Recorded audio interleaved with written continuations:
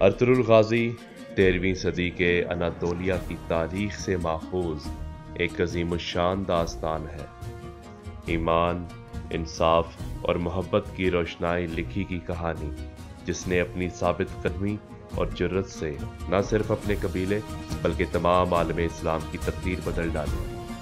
ओगोज़ तुर्कों के खाना बदोश काई कबीले को ऐसे वतन की तलाश थी जहां इनकी नस्लें परवान चढ़ सकें।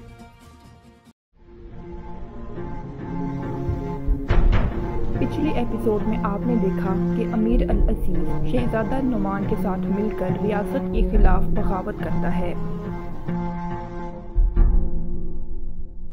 हलीमा सुल्तान अमीर अल अजीज से दरख्वास्त करती है कि काई कबीले को माफ़ कर दिया जाए।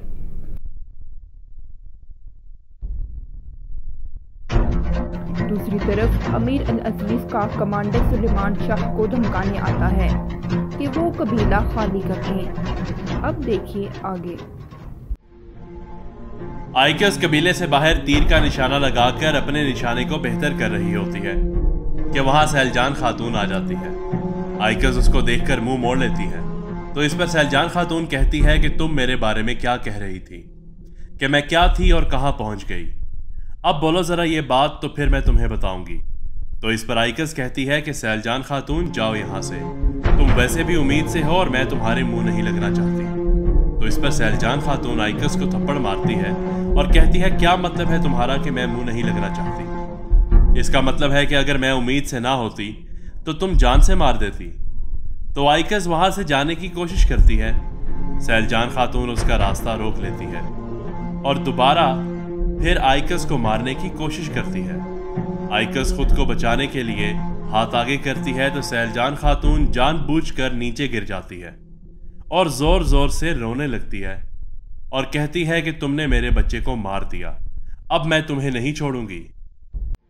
अफसन पाशा कारा तोयगर के साथ एक खुफिया कमरे में बैठा होता है कि वहां एक कनीज आती है और उसे एक खत पकड़ाकर चली जाती है। कारा तोयगर खत पढ़कर अफसन पाशा को बताता है कि शहजादे नोमान सुल्तान अलाउद्दीन के खिलाफ बगावत पर उतर आया है। सुलेमान शाह शहाबुद्दीन के साथ अपने खैमे में मौजूद होते हैं। कुर्तोगलू भी वहीं होता है।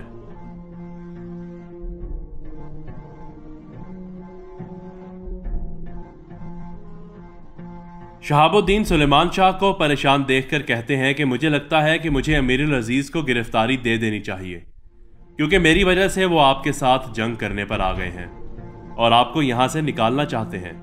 तो इस पर सुलेमान शाह कहते हैं कि यह हमारा असूल है कि हम आखिरी सांस तक अपने मेहमान की हिफाजत करते हैं, फिर चाहे उसके लिए हमें जान ही क्यों ना देनी पड़ जाए। अगर वो जंग करना चाहते हैं तो हम तैयार हैं, लेकिन हम आपको उनके हवाले नहीं करेंगे, आप बेफिक्र रहें। उस्ताद आजम कार्डिनल थॉमस के साथ बैठकर शतरंज खेल रहा होता है तो उसको बताता है कि तुर्क रियासत में आपस में इंतशार फैल चुका है।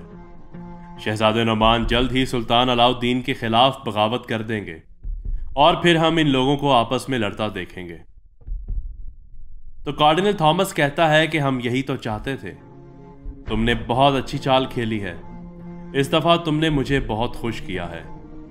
दूसरी तरफ तुम अर्तुरुल के सिपाही तुर्गुत का भी बहुत अच्छा इस्तेमाल कर रहे हो।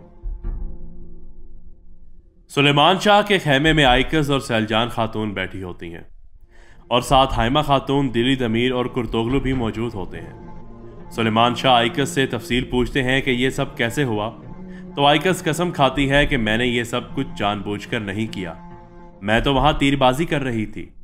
सैलजान खातून खुद वहां आई और मुझसे लड़ने लग गई। इस पर सैलजान खातून गुस्से में आ जाती है और कहती है कि झूठ बोल रही है ये, इसने पहले मुझ पर वार किया और मुझे धक्का दिया, मैं इसको नहीं छोड़ूंगी, इसकी वजह से मेरा बच्चा मर गया।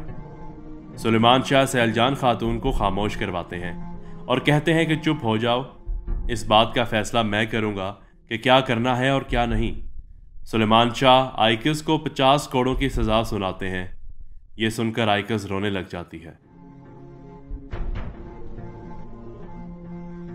अर्तुरुल घोड़े पर सवार होकर उस जगह वापस पहुंचता है जहां गुंतोगदू, दुआन और बामसी उसके इंतजार में बैठे होते हैं।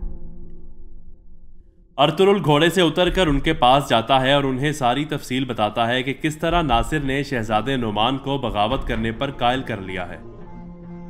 तो इस पर गुंदोगदू कहता है कि इसका मतलब है कि कारातोइगर ठीक कह रहा था, मगर अब हम क्या करेंगे? तो अर्तुरुल कहता है कि इस बगावत को रोकने के लिए हमें जो भी करना पड़ा हम करेंगे। हमें इस रियासत और अपने कबीले दोनों को बचाना है। अमीरुल अजीज शहजादे नोमान के कमरे में आता है, जहां शहजादे नोमान, हलीमा और यीगित बैठे होते हैं। तो वो आकर शहजादे नोमान को कहता है कि मैंने हलीमा सुल्तान के कहने पर काई कबीले वालों को मोहलत दे दी है, अब वो वहां रह सकते हैं। ये सुनकर हलीमा खुश हो जाती है। कबीले में सब लोग जमा होते हैं और आइकस को सिपाही पकड़कर लेकर आते हैं और उसके हाथ बांध देते हैं। फिर सैलजान खातून आकर उसको कोड़े मारती है।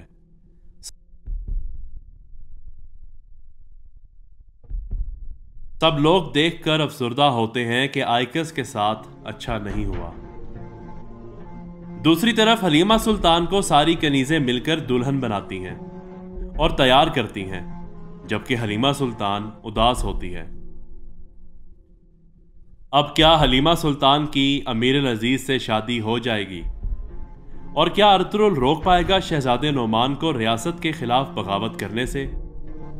देखिए अगली एपिसोड में।